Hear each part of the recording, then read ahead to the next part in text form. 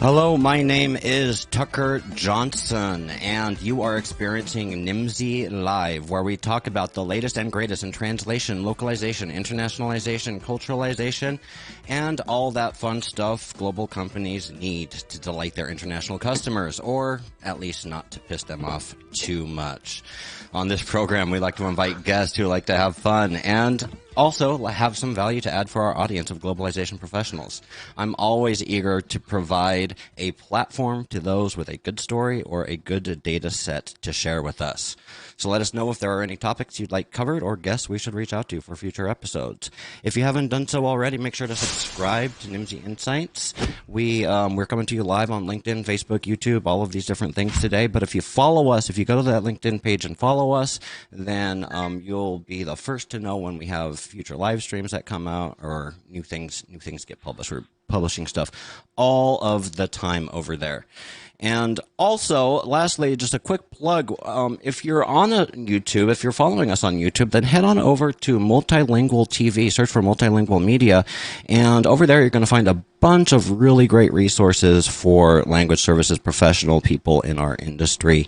You're not going to be sorry. You checked it out. We have sister programs. Last week in localization with Sarah Hickey, the Venn diagram with Michael Reed, Te'epe with Juanma Lopez, High Performance Leaders with Andrew Smart, Open World with the Terra Translations team, Mal Hablados with Javi, webinars, a whole bunch of webinars in the season series of webinars, and the C-Suite Hot Seat with our friends here at Nimdzi. So if any of these programs sound interesting, go on over to Multilingual TV, search for Multilingual Media, make sure to subscribe over there. We got some upcoming events. I like to, on this podcast these days, take a look at events that are coming up in our industry. We are an industry that loves our events and loves people in these events. And I saw on the calendar today, Global Saki, mark your calendars, is coming up, I think, tomorrow, guys. And the DigiMarCon, of course, is tomorrow as well. If you're here, this is nimdzi.com/events. This is a really cool resource. You can go over here and add an event if there's an event that you're sponsoring. And you can also download iCals. You can sync it to your Google, all sorts of stuff right there. So make sure to go over there and check that out. Let's see here. We have our guest here today, but I don't want to get into our guest. Yeah, I'm gonna keep him. I'm gonna keep you waiting a little bit here because I want to do this right. We're talking about interpreting technology today. And you might be asking, why isn't Sarah here? Where's my Sarah Hickey? Because Sarah Hickey is our lead researcher on the interpreting front. And unfortunately, she's out sick this week. And this was a last minute thing. I think we threw this together in like 48 hours, basically. So thank you to everybody that helped promote this. A little bit about this platform. We're doing this as a live stream via LinkedIn events because our friends are already here on LinkedIn. So it makes it really easy to share, to invite new people, and to show appreciation during the stream. So there's a couple ways that you can do that. You can add comments. I see that we already have a very active chat going on over there. And you can also use those reaction buttons. Those reaction buttons are great. You can just spam them. If someone says something that you like, make sure to like it. So let's get right into it, shall we? In the interpreting market, there are two main artificial intelligence trends to highlight: machine interpreting and computer-assisted interpreting, or CAI tools. While machine interpreting and computer-assisted interpreting may not be as mature as their cousins, machine translation and computer-assisted translation, or CAT, has been a recent skyrocketing demand for. Can you tell I'm reading off a teleprompter? I'm sorry. There has been a recent skyrocketing demand for remote interpreting services, and this has fueled investment in this place. Joining us today is the gang from KUDO. KUDO is a multilingual, let's bring it up here. KUDO is a multilingual web conferencing platform with human-powered simultaneous interpreting. Stream real-time interpretation to your live conferences. Just recently, they received a $21 million in oversubscribed Series A funding. And what I have up here on screen that you can see here is a recent article describing their recent funding. Head on over to multilingual.com and check out our daily news over there for that. So I want to be clear, though. This is not a sponsored post. This is not an advertisement for KUDO. I want to be clear about that. That having been said, we do use KUDO at Multilingual and at Nimdzi. We use it at Multilingual most recently for our season series panels. So every season we put together a lineup of expert panelists to talk about matters in the localization industry. We use KUDO for that. And it's really cool because we can make sure that people have access to that information, access to the stories that we're sharing, no matter what their language or accessibility needs are. So, getting right into it, let's meet our colleagues today. Ewandro. Ewandro, before I go to Ewandro here, I want to show a copy of Ewandro's book. Ewandro has a new book that's come out here. It's called The Language Game. It is available on Amazon or wherever fine books are sold, wherever they don't sell my book, which is to say.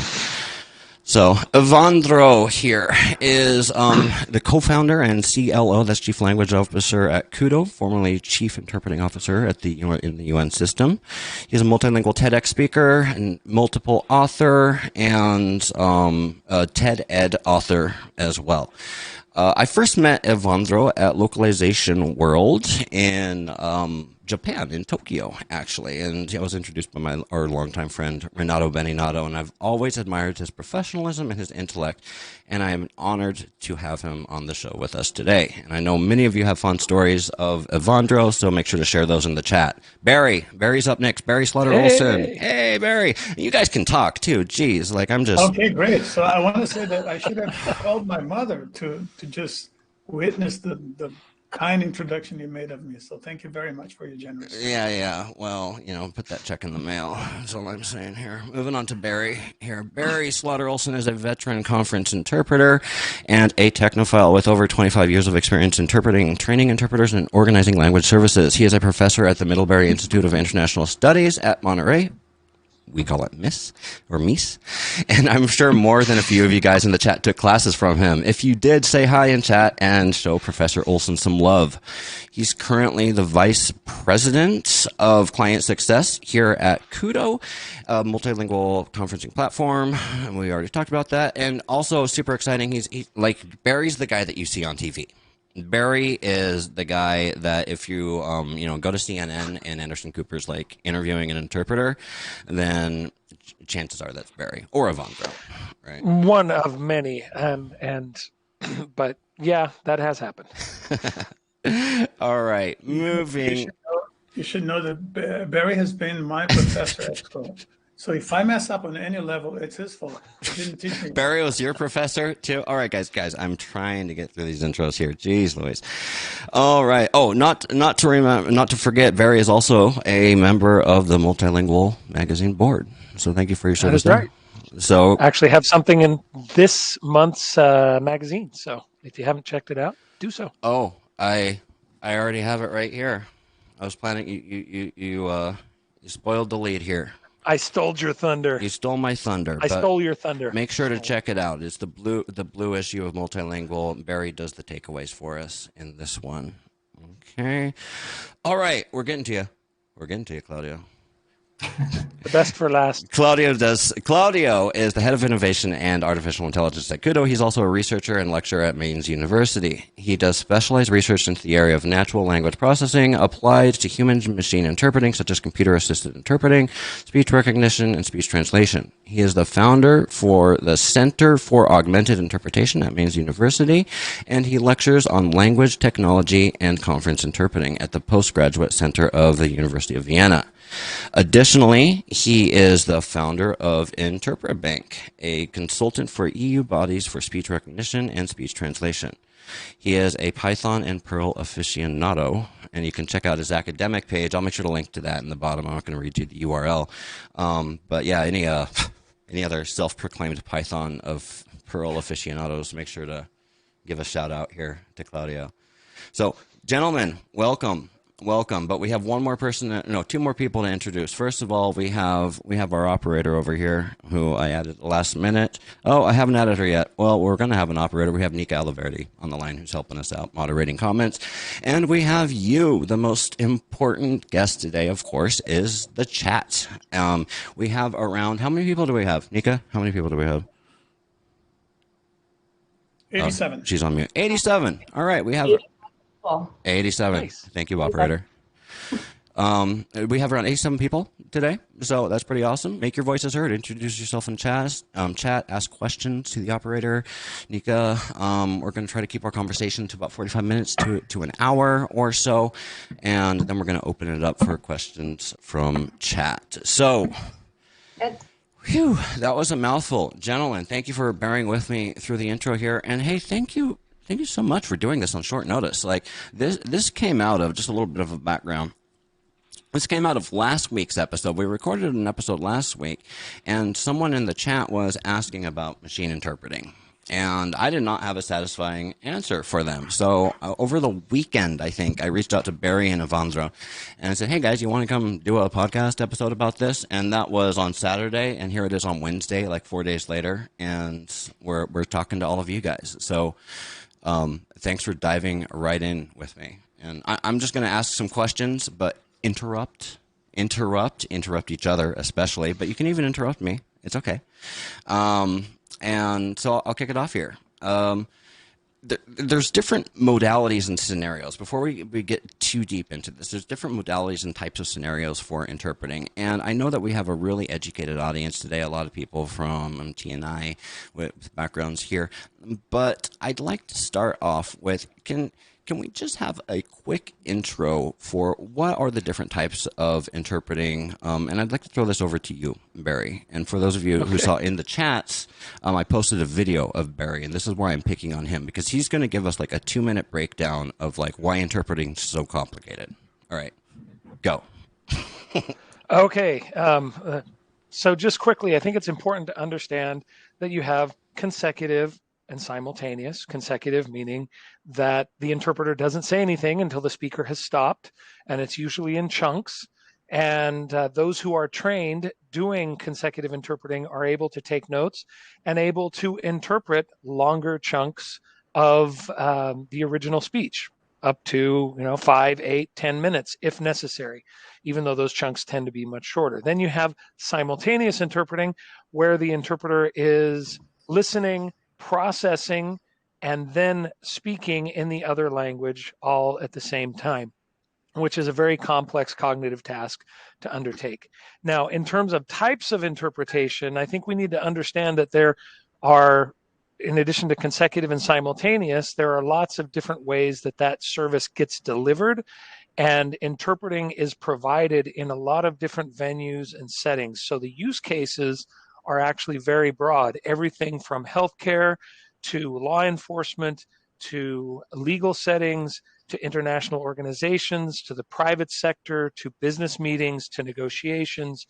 Anytime anyone needs to speak with someone who does not speak the same language, you will have an interpreter who will need to be engaged in order for that to happen.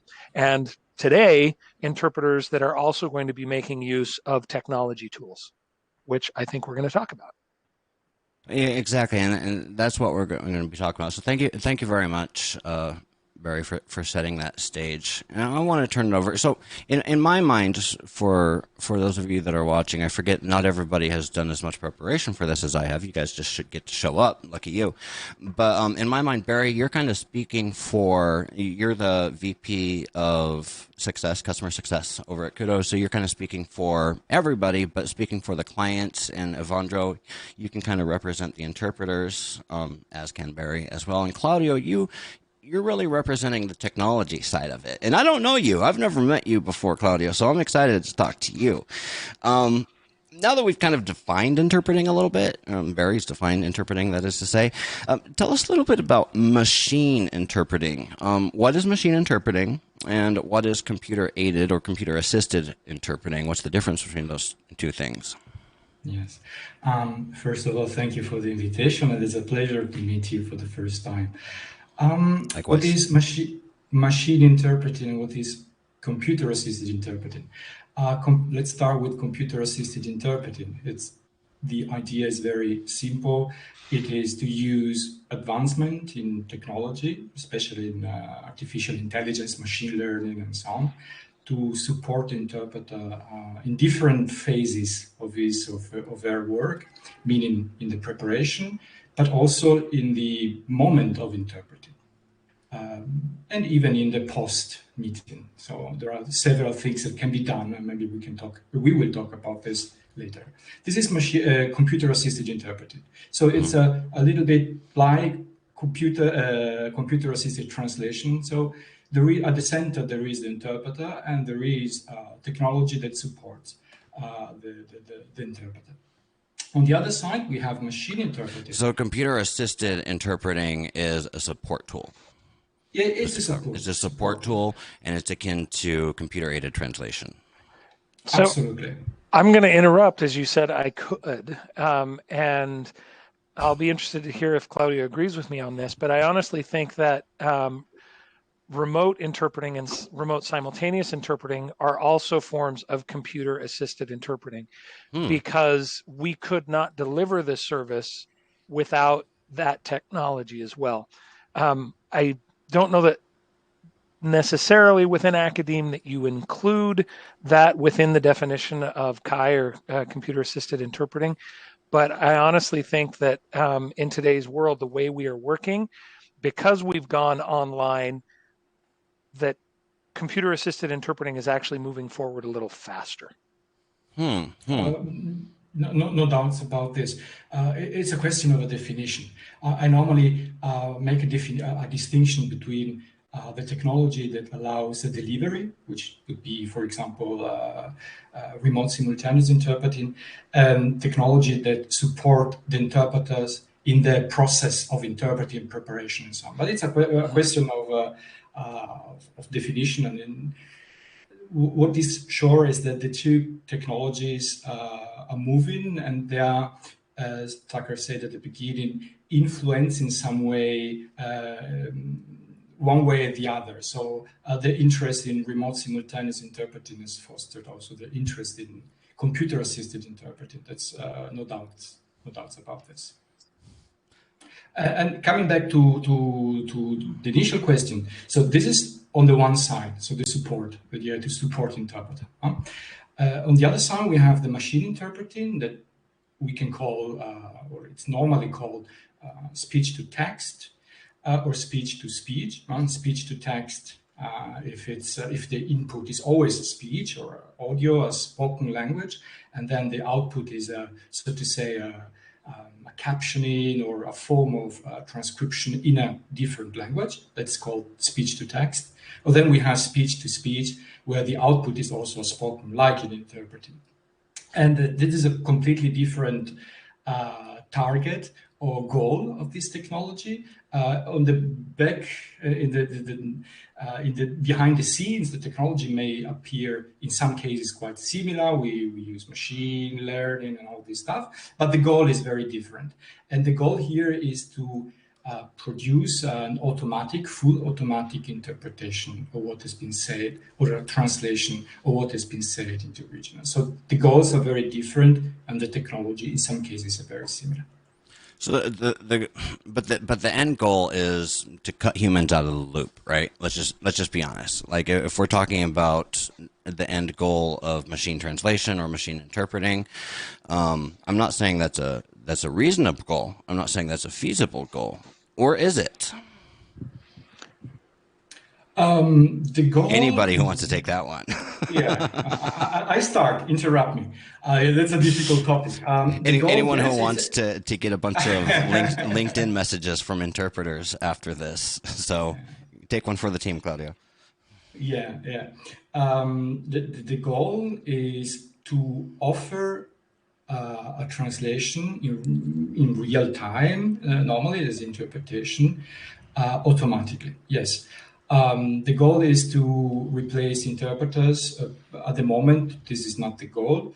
Probably you have to make a comparison to machine translation. In some areas, you see translators kicked out.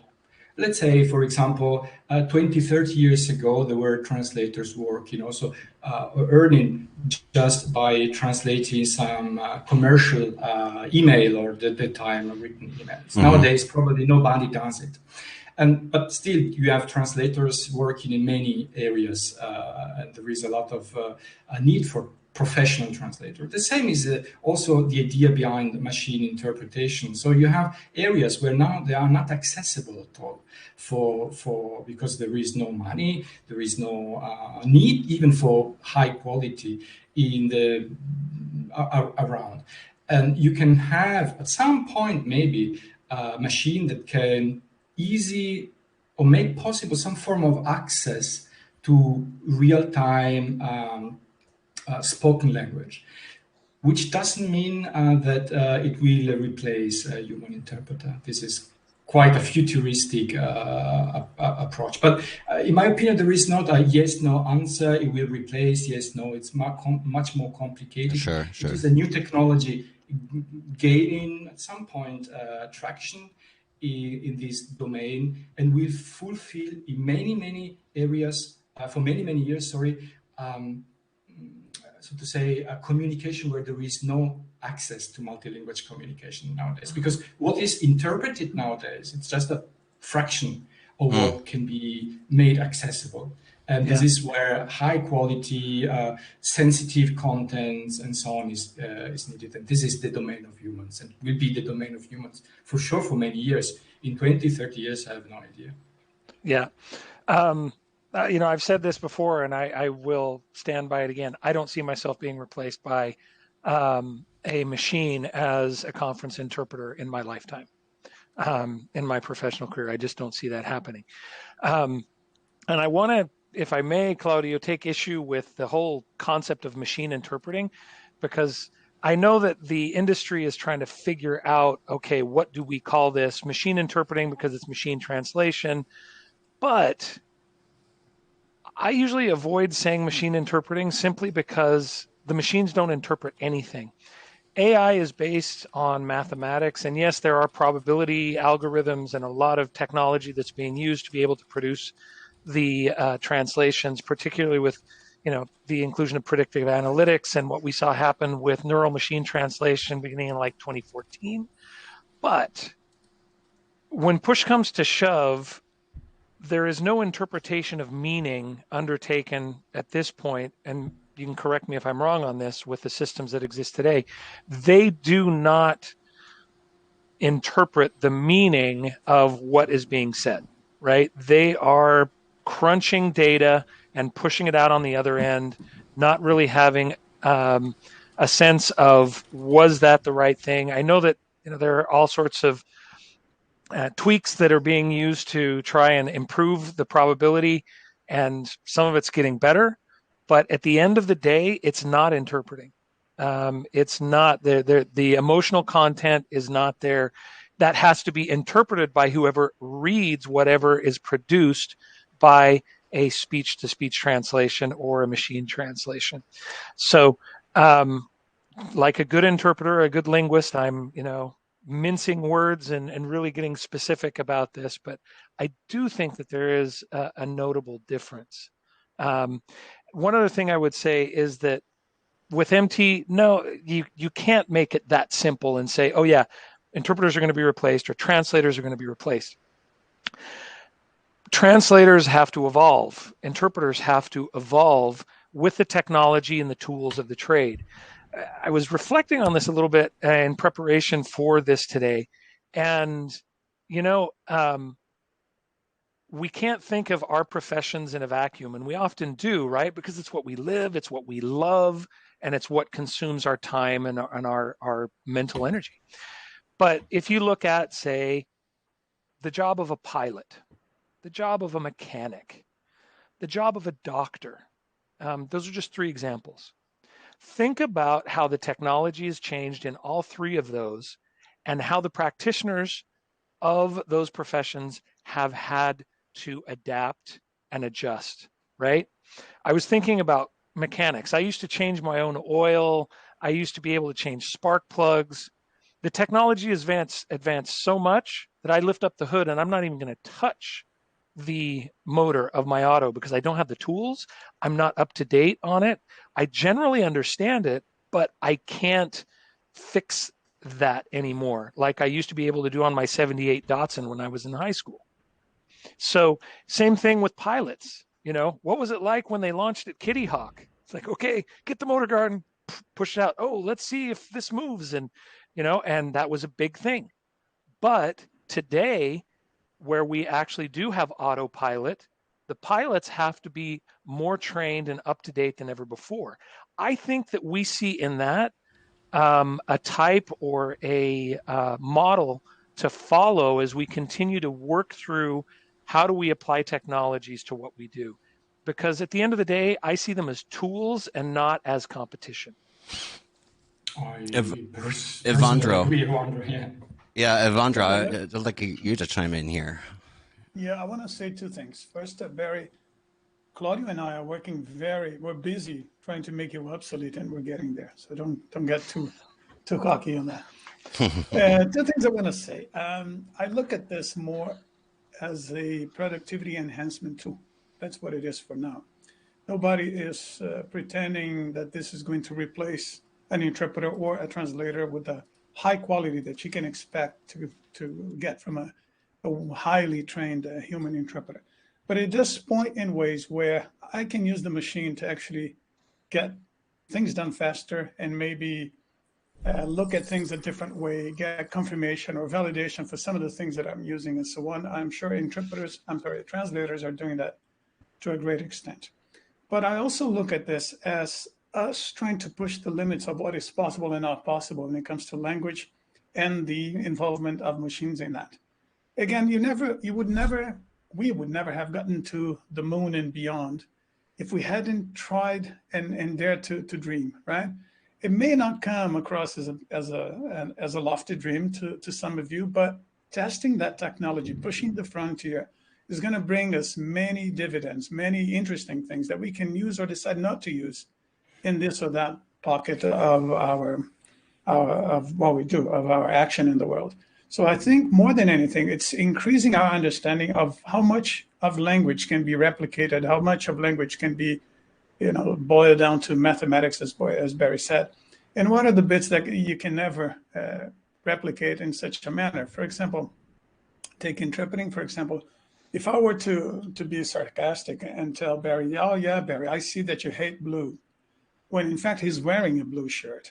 There's a visual element that goes with it that no machine translation, no machine, CAI in the world would actually get, because you rely on something other than just the words and the body language. There's a visual element now that goes into it that's going to go unnoticed. So there's a lot to talk about and to push aside, but there's a lot to dive right into and actually learn as we move forward and as we learn more about language and everything else. Third thing, I said I want to say two things. I'm going to say a third thing. Hold on. Let the men talk. We can already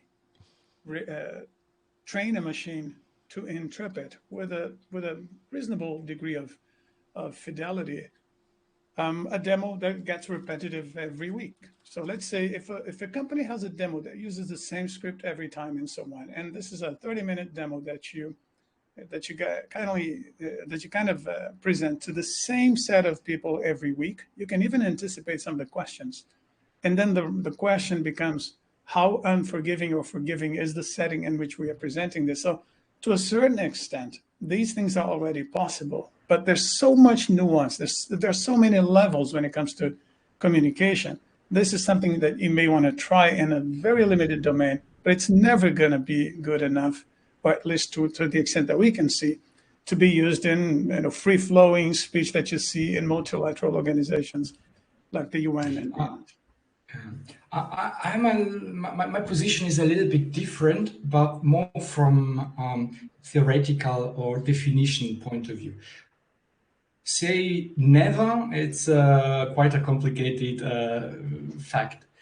The question is what you want to have. What is the quality that you want to have a machine or a human to deliver? More than it is possible to see the color of the t-shirt and integrate this in an automatic way, because this is already researched. There are already projects that are trying to combine visual with spoken language. So there is a lot going on, and we are focusing on what is possible now and not what will be possible in 5 or 10 years.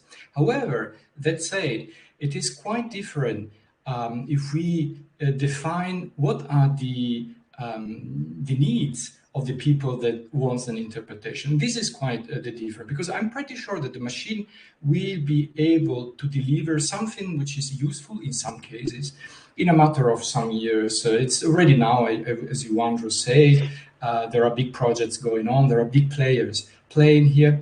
But the question is, what is the quality that people will need? And for me, there is only one perspective for the future. We will see that, which is quite good for interpreters, we will see that machine interpretation in some form, call it translation, speech-to-text or speech-to-speech translation, will enter.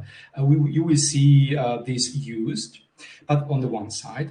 On the other side, because of all the limitation, and there are so many limitations, let's point out, a machine is using artificial intelligence is per se stupid for what we understand under intelligence. So there is nothing intelligent in our human perspective in it. However, it can perform some way good, but you will see it in areas where people do not care very much about quality, about trust, and all this stuff for the time being. This will mean also that interpreters, human interpreters, or at least the professional ones, will profit from this. Also from the storytelling that will circulate, because people will understand much better all the things that normally now only interpreter can tell, how difficult it is, how complicated. There is much more than just the language, which is the surface, this is the culture, there is context and so on. And people will start to understand this, because they will see a machine interpreting and see, okay, for this context is okay, but for this other context, I want the quality of a human. And this will, the interpreters, in my opinion, will profit from this, because they will give visibility to a profession that nowadays has less visibility than it should have. And this will be thanks to machine interpreting. And Claudio, how many times have you tried a Chinese website that you have no clue what it contains, and then you try the translate button and it gives you the gist of it, right? Aren't we all grateful when that happens, right? Absolutely. It puts you on the map. You know more or less where the conversation is going and so on.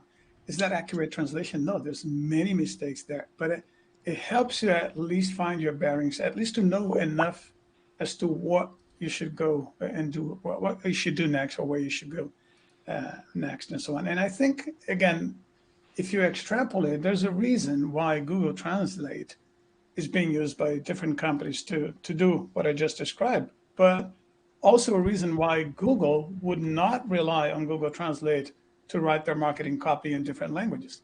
They entrust that to an agency, and they go after the humans because they know the limitations and the use cases of what they brought to market. So I think we need to keep that in mind. Absolutely. I had this experience today. I gave an interview a couple of days ago and came back in Hungarian to me for Czech. I cannot speak Hungarian, so I let it translate, and translation was fairly good.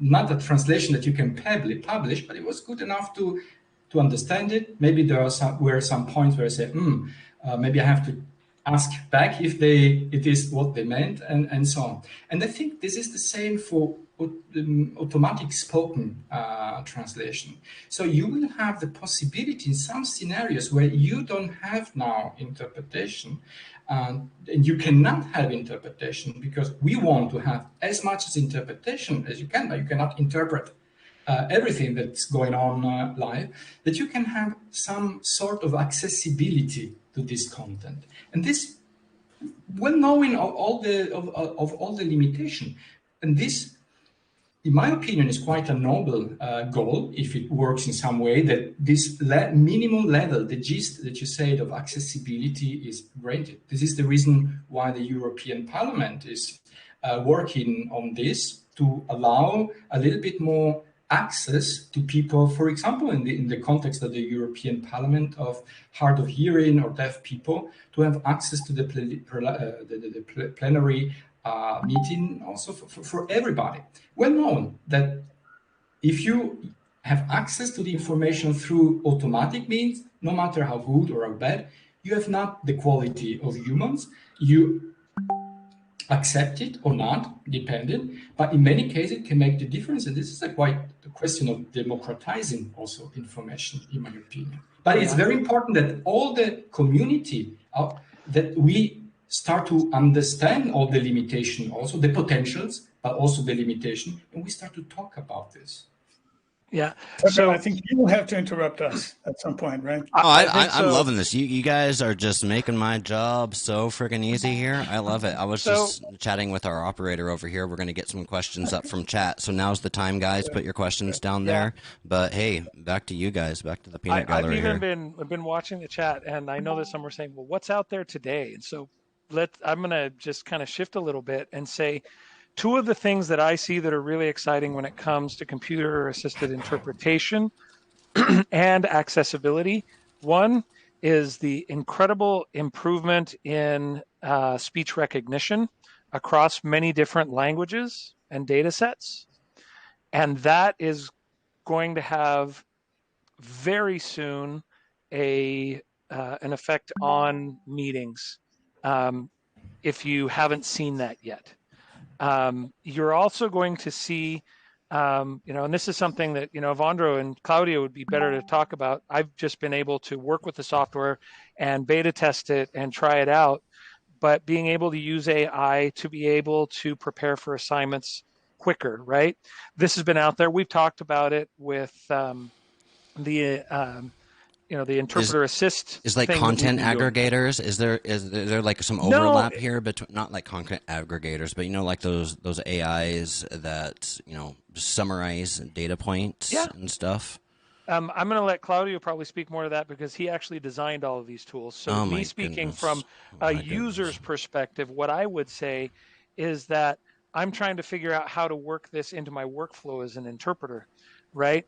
To be able to leverage the AI to make me more productive and to be more prepared as I get ready for assignments.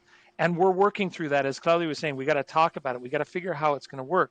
The tools are there now. Now we have to figure out, okay, how does this add value and how does this help me in the work that I'm doing? And I guess I'd stop there because I'm not the expert that designed it. I'm just the one that gets to use it and see how to apply it in my work. Yeah, maybe let me say something about it. If we understand that machine interpreting is futuristic, is something that will be there, but it will not affect so much professional interpreters. On the other hand, we have these computer-assisted interpreting tools that will influence, or by giving a specific web page of a client. Let's say you're going to interpret for Elon Musk for the SpaceX. He will be in my city in a couple of days. So you gave the tool the SpaceX web page, and it will create automatically a draft of a glossary that the interpreter needs to review. The expert remains the human interpreter, and then you can go online with it. You can learn. It mimics what happens normally, that when your colleague gives you, for example, a ready-made glossary for on the same topic. You get this done by the machine. You review it, and then you go online. And then you get this kind of suggestions in real time that you can use or not, depends on the situation. And this can help. We have done several experiments at the university, with my university, with the University of Ghent, where we test the output of the interpretation by people using such a tool or such an idea, or people without using it. And we could see that, for example, students which have a lower level of experience improve the quality of the interpretation by a lot. And we've done an experiment with the European Commission, and the first results show that even there, for top-notch interpreters, in some areas, for example, for numbers, which are quite very difficult part in simultaneous interpreting, the quality improves. So you have, on the one hand, a tool that gives you makes for you some preparation, because you have to study, you have to understand the topic to say, but gives you some preparation, and then helps you if you need it while you are interpreting. And this makes a little bit time saving on the one side and quality improving on the other side. Yeah. This is quite interesting. I'm sorry to interrupt you, Claudia. You are on a roll here, but LinkedIn kicked us out for like a second, so it cut our stream, and we're live again. Like, it just cut us out for like 5 seconds, but it started a new stream. I apologize, guys, if you got kicked out of that old one and you somehow found your way over here. If you know other people that were watching on that other stream, then just send them over here to this one. We're live again, obviously, and that's okay. That's what happens when you go live. Shit happens. It's okay. Sorry, Claudia. I totally just cut you off there. But we did want to get into some of the questions, and I think now would be as good of time as any. And we've got Nika Eliverdi here, who is going to help us with this. Let me just see if I can find my chat button. Chat, does that work? Bam, chat.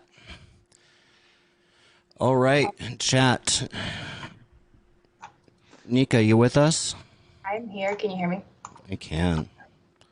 All right, we've got lots of people commenting, sharing where they're from, what they do. I've got a question from Danielle Metter. Here's one. Who is the gatekeeper to when CAI is used versus a real interpreter? Ooh. Did you guys get that? I'll dive in on that one, and I'll simply say that I don't think there are gatekeepers in the areas where speech-to-speech translation is being used, because it's at the consumer level. A consumer makes a decision. Oh, I've got this app. I have a problem. I'm going to fix it. I'm going to see if this will work. So that's where I've seen most of the implementation. There are some product offerings out there on the market today that are offering speech-to-speech translation or simply just speech-to-text and then subtitles in the target languages for videos or for listening or reading during a conference. There, the gatekeeper is going to be the conference organizer. If they say, yeah, we're going to give this a try, right? And so if you look at those two examples, it's going to fall upon the end user most of the time if they're going to decide if they're going to use that or not, or the client, if you will, in the private sector. When you talk about government, totally different ball of wax, because there are going to have to be protocols adhered to, and there are rules that are established, like in the courts and in healthcare, where it's not that simple. You can't just whip out an app and say, okay, let's try this and see if it works. Right.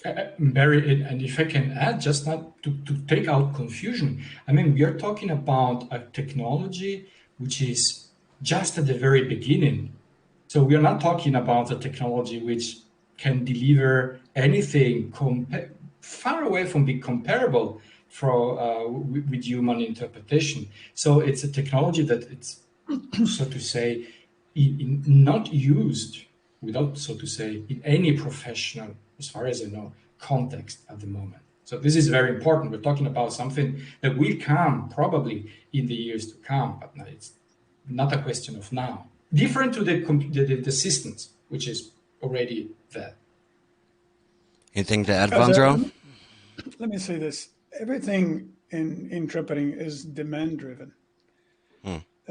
Take, for example, simultaneous interpretation. It came to be in the wake of World War II, where it got really implemented as a profession. Of course, some of my colleagues are going to say that, oh, experiments have been made before and so on. All that is true. But where the profession and the new mode of interpreting actually got established was in the Nuremberg trials, because there was a new use case. They needed to get through those trials faster, and consecutive interpretation would not do. The interpreters back then, the celebrity interpreters, everybody even remotely connected to the world of interpreting, opposed to the new system. It cannot work, it will not work, it will render the interpreter crazy, the speed is too high, and so on. But then reality, imposes itself, and there's a new use case. Fast forward 75 years, we now have remote interpretation, which has been out on the horizon as a nice to have thing for a number of years. And now it's a reality because all of a sudden we're dealing with a pandemic and we had to find a better way. So I think at the end of the day, these things are going to continue to be demand driven. Supply will have the choice of adapting to it and maybe fine tuning it to the extent needed.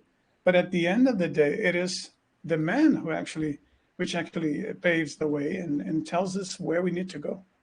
Yeah. I'm sorry if this sounds a bit callous, but this is the reality of things.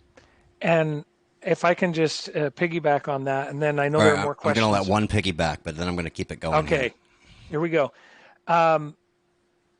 The way for us to see expanded demand for interpreting services in all of their different flavors is really all about making these services easily accessible, right? And easy to procure, right? You have to be able to get at the service, understand it, and apply it to what your use case is. We can't say, oh no, we don't do that use case. Well, we can say it, but we're not going to help people solve their problem, and they're going to look for another way to do it. So it's important for us to understand that as these new use cases come about, we can't think that they're going to be solved with previous solutions all the time. That is a really good point. I'm glad I let you piggyback. How's it going? Oh, well, thank you. And Nika, what else we got over here? All Back to the right. live chat. Oh, I gotta unmute you. Go. Hear me? Yes, ma'am. All right, we've got another question. This is from Amélie Roy, who's a conference interpreter, and she's wondering how will machines makes me wonder how well machines would do depending on the input of audio quality. So audio quality, and then maybe also talking about the speakers themselves. Do they have to be trained on anything before working with these new technologies as they're working with interpreters? Can I take a step at that? Sure. Okay. Well, first off, thank you, Emily, for tuning in. Emily is an interpreter on whom we rely very often on KUDO, and we love to work with her. And then, by the way, it's good to see so many friends here as well. Mike LeMay, my good friend Giovanna Lester, and many more, Antia Borman, many colleagues who make KUDO what it is. And I'm jealous of you panelists who you guys you have time to actually read the chat. I'm pressing buttons here and stuff. I'm what's going on? I need Nika to help me. I have my cell phone on the side, so I can follow. Yeah, they came out en masse for you guys. All right, go. Tell me if this is true for you. How many times have you been, let's say you're following a movie on Netflix, and it's in English, and you're trying to get all the dialogue in and so on. I'm a foreigner, so English is a foreign language to me. Every now and again, I have to stop and say, what did they say? And I go back. Once I go back 3 or 4 times, I say, well, I need some help here. And then I activate closed captioning. And I'm amazed that closed captioning understands some of the dialogue much better than I do. And this is a machine. So, Emily, I think you would be surprised that maybe the machine can accommodate some artifacts in audio better than we humans can, because we bring a lot of bias to what people are expected to say, what people should be saying based on their gender, based on how they look, based on the language and the nationalities that they carry, and so on. So our biases sometimes get in the way of us getting everything right. And when I, it's very humbling for me to be watching an interview in English and thinking I'm the hotshot interpreter who understands everything. And then, half of it is going over my head. And then closed captioning, automatic closed captioning. It's not something that was pre-recorded or anything. Gets it right every time. The numbers, the names and everything. And I'm thinking, well, don't tell anybody, right? So I think the machines have a leg up when it comes to understanding these kinds of artifacts. I'll let Barry talk about whether clients should wear a headset, because he was giving me a hard time for not wearing a headset today. I have my nice microphone here, but I have a good microphone anyway. So Barry, why don't you take that? Well, obviously, good audio, and I've read a number of articles where they have been commenting on input for speech to text, and audio quality, without a doubt, if it's good audio quality, the output is going to be better for the speech to text, right? And so in that, you could say that the technology kind of mirrors our situation as well, because bad audio makes it difficult for us to do our job. One of the areas where I think this tool, speech to text, is going to help interpreters. In fact, I've begun to see this even in some of the work that we're doing. And speech to text and automatic captioning is going to be, in my view, a positive development for interpreters. Everyone's concerned, right? Well, how am I going to track that as I'm also listening? And it's hard. But I think reality is, as Ewandro said, will impose itself, and we'll see how it works and how it is actually helpful for us with aiding interpreters in getting numbers, names, and also being able to quickly glance at something that maybe we didn't hear and seeing it come up on the screen and being able to then incorporate that into a professional interpretation. And I am really happy to say that one of the things that this is going to do is it's going to make multilingual captioning on multilingual meetings a reality. And at KUDO, one of the things that we're doing is we are taking that technology and we are enabling good captioning by taking the speech recognition component in a dozen or so languages and being able to use that so that it actually takes the interpreter's interpretation and puts it into the other languages. Okay, so that what you're seeing is a successful use of a tool by a seasoned, trained professional and putting those two things together to come up with a better solution than what technology would be able to do alone or what a human would be able to do alone. That is something that I'm super excited about, that we're going to see on the very near horizon. Thank you, Barry. Anything to add, Claudio? No, I agree, and that this is again important to understand how this technology in general can be a factor of democratization of communication.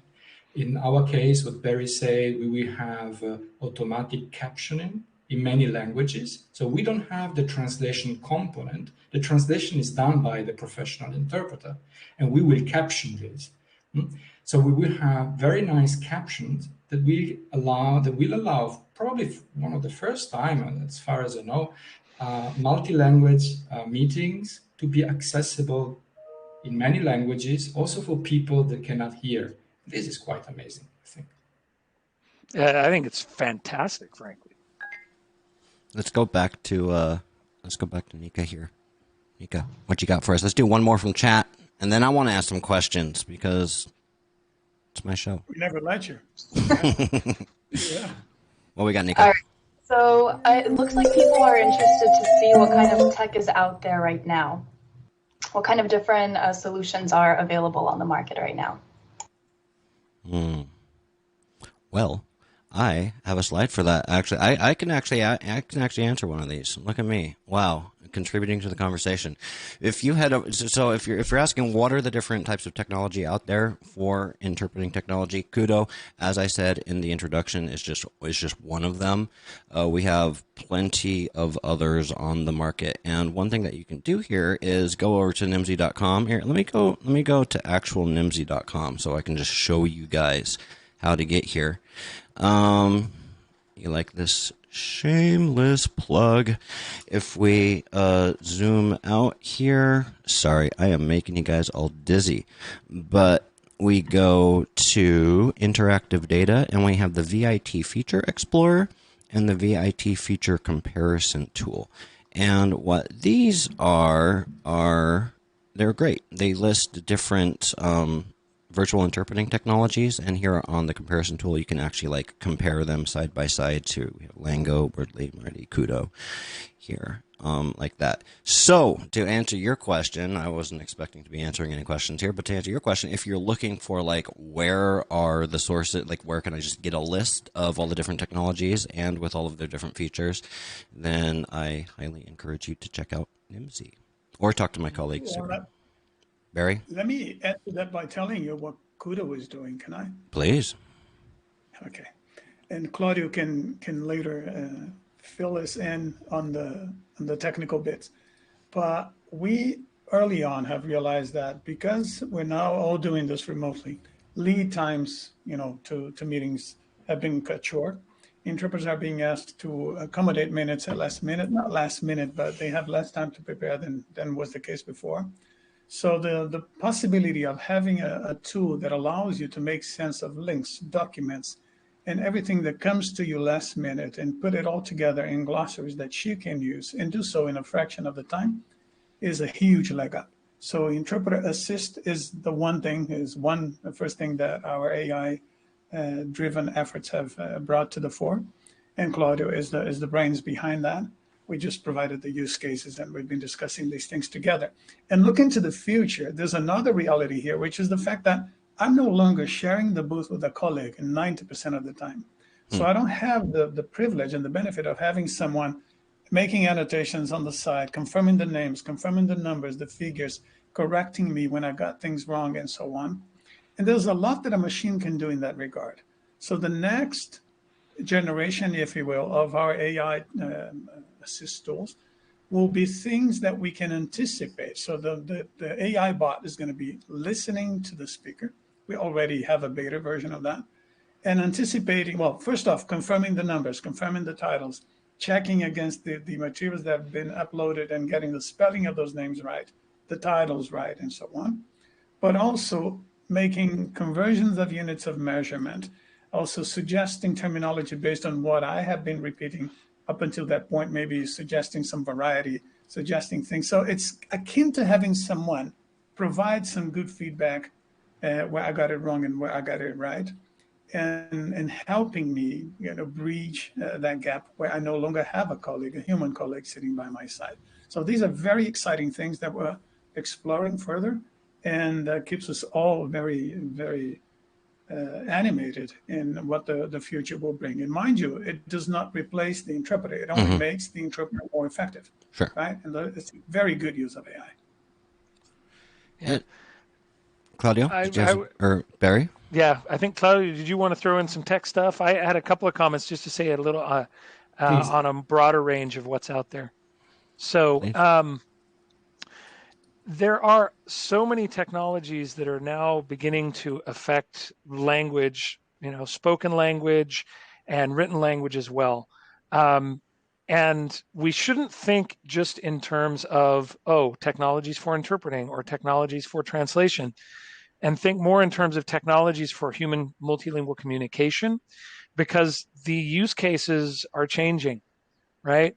I used to be one of those adamant guys that's saying, no, interpreting is spoken, translation is written. And yeah, that's been true for a long time, but we're now seeing, speech to text. And some people prefer to read subtitles rather than listen or have a voiceover. And so what do you call that now? It's still a service. And people who work in the linguistic or in the language services space are adapting to be able to offer those services. I recently did some research on the ability to produce captions and subtitles in multiple languages. The technologies that are out there today are amazing. I had to subtitle something last year, and I didn't know about what was out there. It probably took me a day and a half to subtitle 8 minutes of speech. With the tools that are out there today, I can do that probably in 30 minutes and do the proofreading and have it ready to go because of AI. And so these are the kinds of tools you want to look out for, because they are going to have an effect on what's going to happen. How do people prefer to communicate? We often think, well, no, it's got to be live and everybody's going to be here and we'll speak and there'll be interpretation. But what if they just want to read? What if they want to, see something after the fact? There are so many variables, and we have to see the way that the end clients are going to want things. Those use cases, to go back to that's where we need to be looking to make sure that communication is going to be ensured. And with this I'll finish. That is where I've always tried to focus my attention. I love interpreting. I'm a conference interpreter. But at the end of the day, what makes me excited is helping people communicate and understand one another. And so conference interpreting is one of the ways to do that. But we're seeing more and more with new technologies, and we should look at how we can embrace those, because at the end of the day, if we understand each other better, I think the world's going to be in a better place. So I'm done. Oh, who wants to follow that motivational speech? Jesus. All right, I ain't touching that one. We gotten any anything else from chat here? Nika, let's go back over to Nika. What do you got for us? No more big questions here, just lots of comments on people engaging with each other, sharing where they're coming from, and appreciating all of the things that are being said. Well, very cool. Thank you. We appreciate you as well, chat. Let me say one thing. Please. Okay. May I? Yeah. One notion I would like to correct, if I may, is that there's some of us thinking about these things and imposing those trials on humanity, and those who are just on the receiving end of this. And nothing could be farther from the truth. What we have, everything we have, for example, on KUDO, is the result of, number one, having a few interpreters in the inner ring, but also checking back with the interpreters at every step of the way, right? Interpreters are the ones signaling what they are ready to accommodate, what they're not comfortable with, and so on. So I have to share what I guess everybody who's in this space has to understand, that this is a collective endeavor. This is not just a bunch of researchers thinking about hot, interesting stuff and dumping them on people. No, this is the result of a conversation that's going on like the one we're having now, where we have Viviana Correa, where we have Amelie, where we have so many other colleagues who have tried these things and they have a say, and very often we'll bring them to the table and bounce ideas off of them so that we can move on and see what makes sense and what doesn't make sense. So it's wrong to think that, they're doing something to the market. Oh, here they come and they're going to bring something and dump it on us. No, we're doing this together. We have to recognize everybody else that makes not just KUDO what it is, but remote interpreting what it is. And the interpreters play a huge role in that regard, right? And everybody that ever tried a machine and provided one piece of feedback is part of that chain of events, and we have to recognize them. Excellent point. Interpreting is different, and I've said this a lot recently, but I've been very blessed to get to know more about interpreting recently. I've always been a loc guy. I've always been a translation guy, and through Nimdzi we've started doing the research and publishing the interpreting index and all of that stuff, and so I've really gotten a foothold into interpreting, and it's absolutely fascinating out there. And what really fascinates me is, I would say, the cultural difference between interpretation and translation, and I mean the people that do it. And I'm not trying to say translators aren't these things, but I find that interpreters are generally just really kind, caring people that care about other people, and it's why they got into interpreting in the first place. And there's a high degree of empathy that's required to be an interpreter. And I want to talk about empathy for a little bit, because empathy is kind of the opposite of automation. Right? Empathy and automation can be at odds, or are they?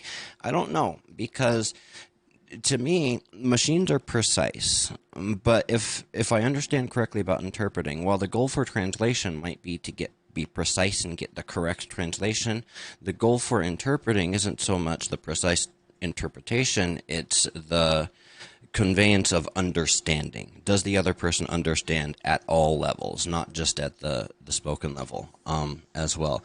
So I say all that to say this, like what's being done to take into account the empathy problem, the lack of empathy beyond, like, is there voice recognition, like inflection, AI? Maybe this is a Claudio question.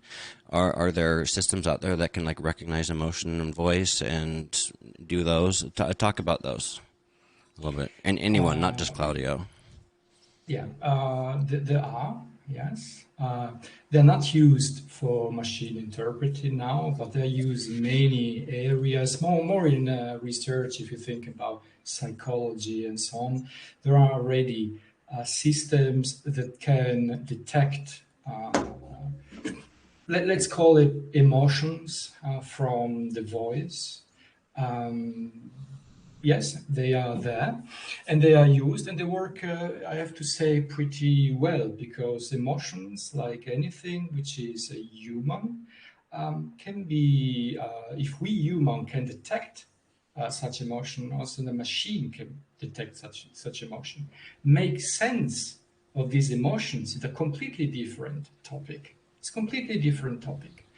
When you mention empathy and all these words, from a researcher point of view, I have a problem because it's very difficult to define them, even if we leave along the interpretation. It's very difficult to say what is empathy in interpretation. It's very difficult concepts, which is very difficult to operationalize, to understand. So it's very difficult for me to make a bridge towards machine. Machine are stupid, again, but stupidity works in many cases. And oh my, that's a Twitter quote if ever I heard one. Right. I'll put that on screen. But it will not work for communication. When we talk about communication at a very high level, that doesn't work. But we shouldn't underestimate what machine can understand, can do.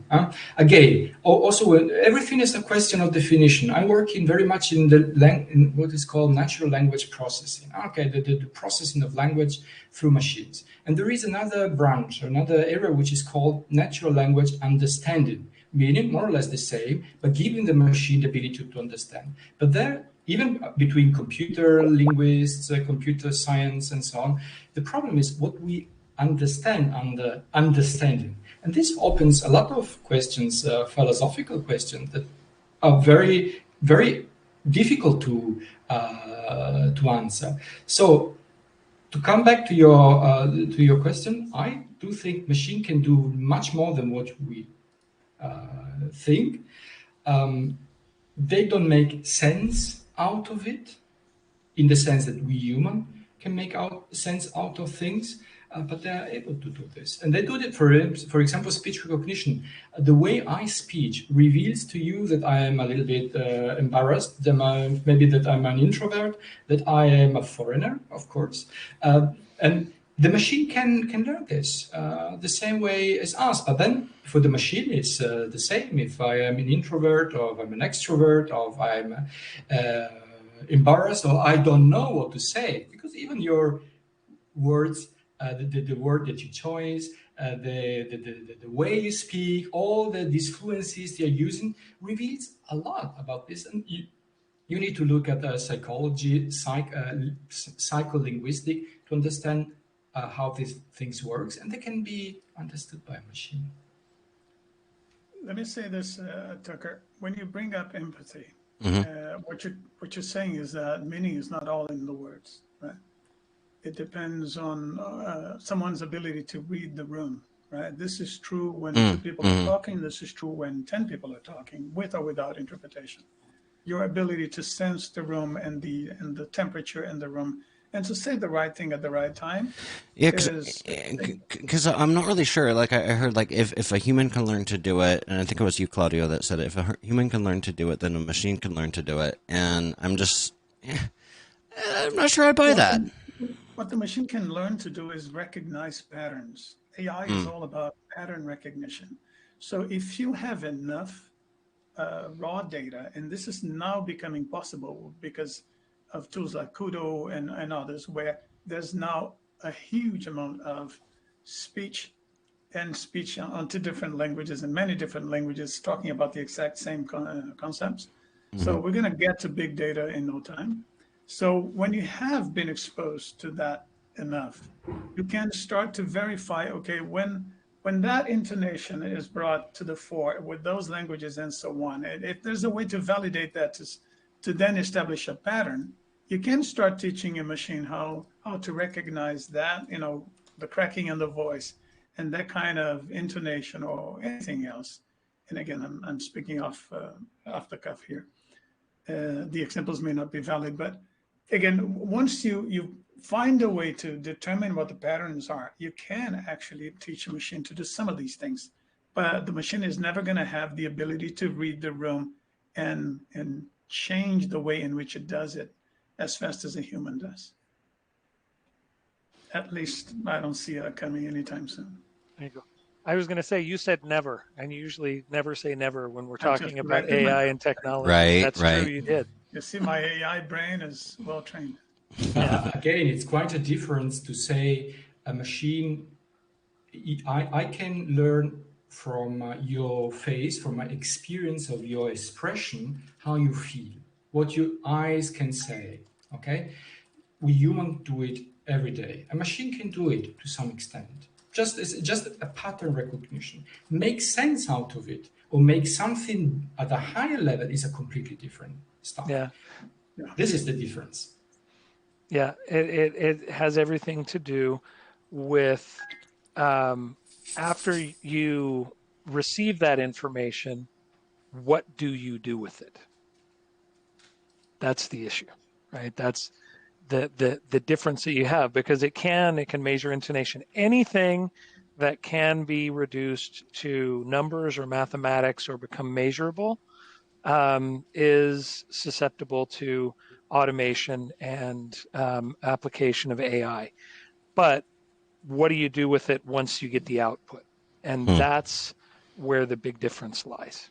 Absolutely. And we have not to forget that interpretation or oral communication is always embedded in a context in real time. Okay. So a little bit more what Barry and Ewandro were saying. So when we humans make out of sense, we don't make out of sense just because of what we are hearing. We make out of sense of the words we're hearing. We're making out of sense about the way words are hearing. But we see the machine can also understand some of these facts. But we make out of sense about the context we have in which we are. The same sentence or the same talk can have multiple meaning depending on what has happened the day before or in the next room, or about what has happened in the world the day before. And all the sense that we human can make out of our world knowledge is inaccessible at the moment for a machine. The machine works like a machine translation at a very superficial level, just the words, and translated quite fairly good, I have to say, at this level. But if communication, and we know the communication, especially spoken communication, is much more than this, we know all the limits that the machine have now and that they will have for years. Because if you look at the conferences, I organized last week a conference was the first conference workshop of application of machine or spoken language translation, which is not only interpretation, it's subtitling and so on.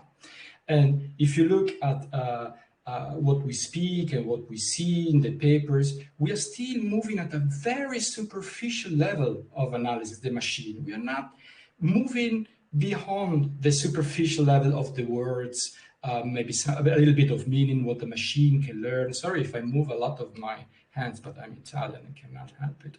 That's just fine. So there is a lot of work to be done, if at all possible, to include all the other layers that makes communication for a machine to be understood, to be processed. So there is a lot of, it's a long way. Claudia?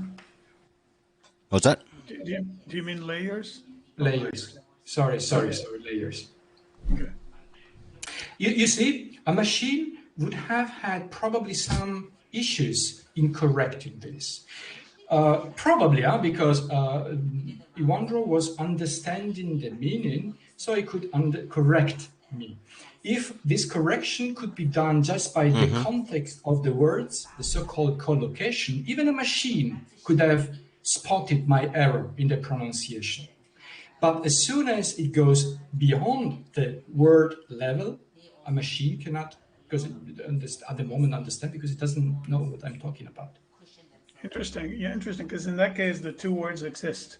So context was what told me that perhaps you were talking about something else. Right? Exactly. And then there is a difference between the language context. So the words come before and after. This machine is very, very, very good. If you type in your cell phone, you get the next word, probable word. The correction, okay? yeah.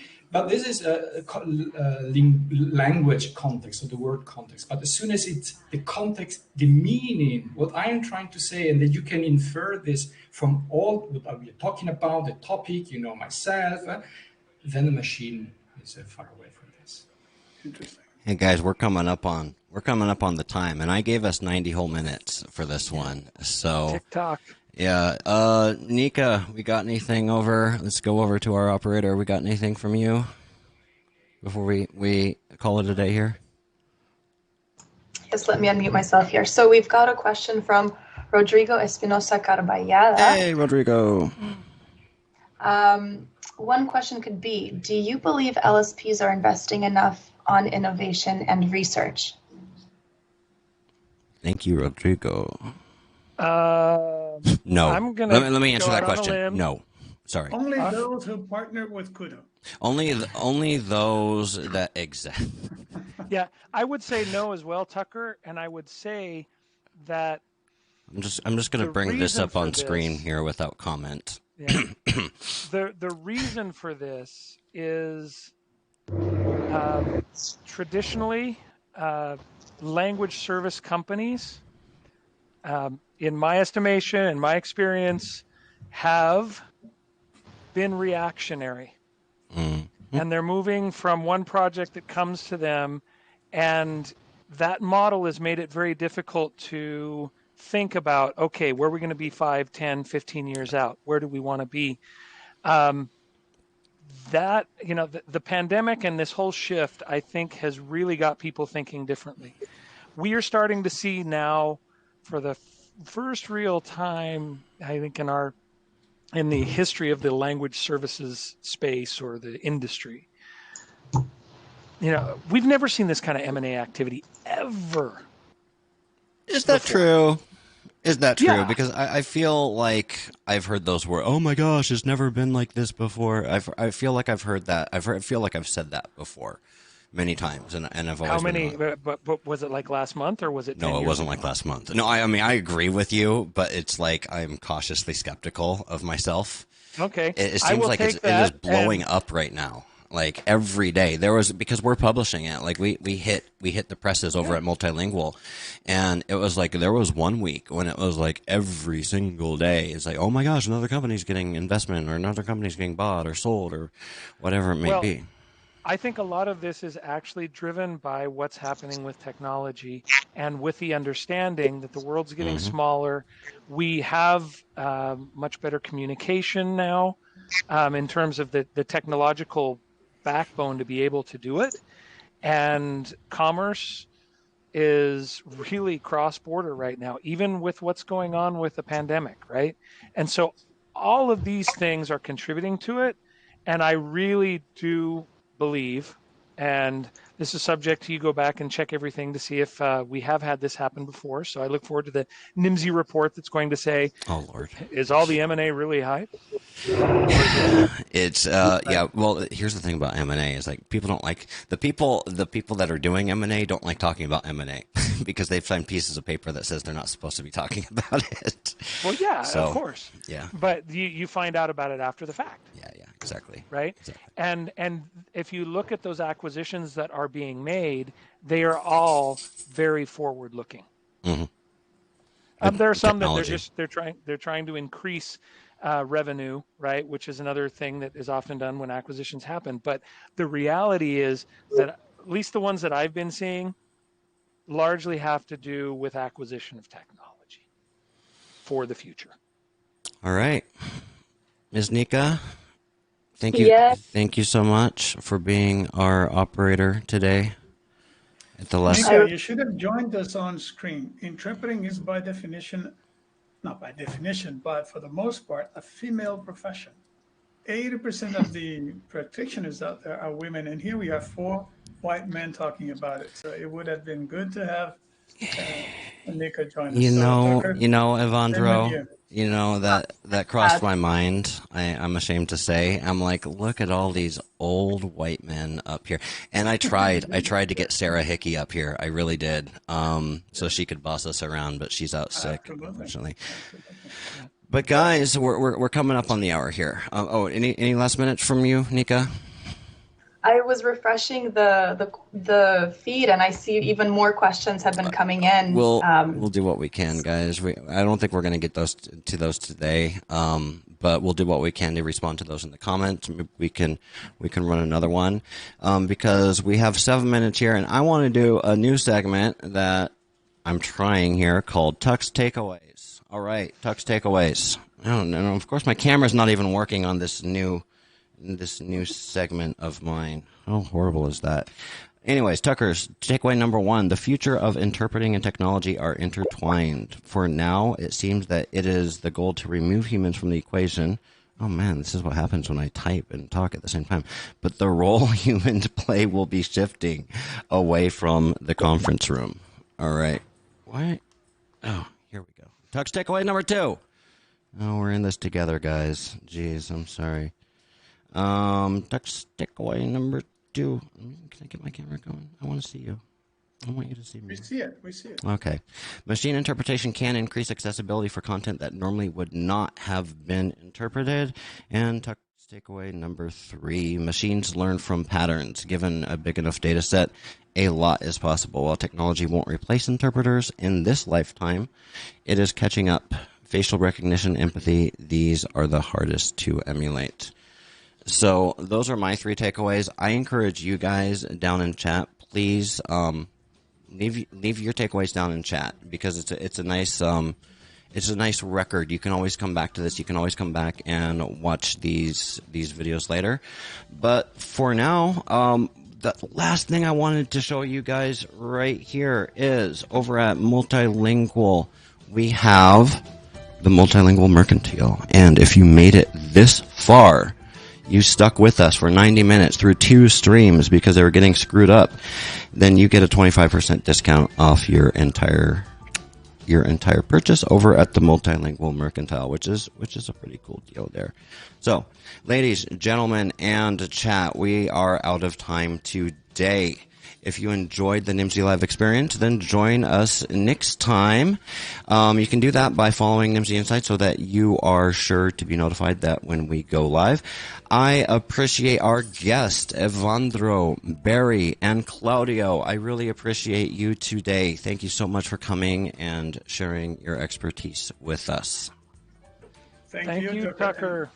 Go ahead. Sorry, Ewandro. The opportunity very quickly to say that you guys are reinventing the whole podcast thing, and the way the things you do with video is absolutely amazing. Well, I haven't watched the recording yet. I think about, I should do this video. I think of Tucker and I say, I'm never gonna be able to match that. But I need help. Well, you guys are doing an excellent job. I used to watch Barry's YouTube channel and think, man, I wish I was cool with a green screen. Yes. Now you're cool like not that, just and on the video. You guys are doing a number of many interesting things. So appreciate it. Appreciate it. So Tucker, thank you for the invite. It was really a pleasure. I hope that the information that we've shared and the insights have actually been insightful. Thank everybody for taking the time. And Nika, thank you so much for joining us and for managing the chat. So it's been great to be with y'all. Great to see you. All right, Claudio, your turn. Closing words. Man a few words. Bye. Man of a few words. All right. Thank you very much. Thank you very much. It's been a pleasure. Very good. I appreciate our guests, but I especially appreciate all of you guys in the chat. Thank you for participating. Make sure to share this. All of the dialogue. I appreciate everybody who left comments. I appreciate everybody who left questions. And I appreciate everybody, especially when you leave criticisms. And I very much look forward to the next time. Likewise. Thank you very much. See you guys.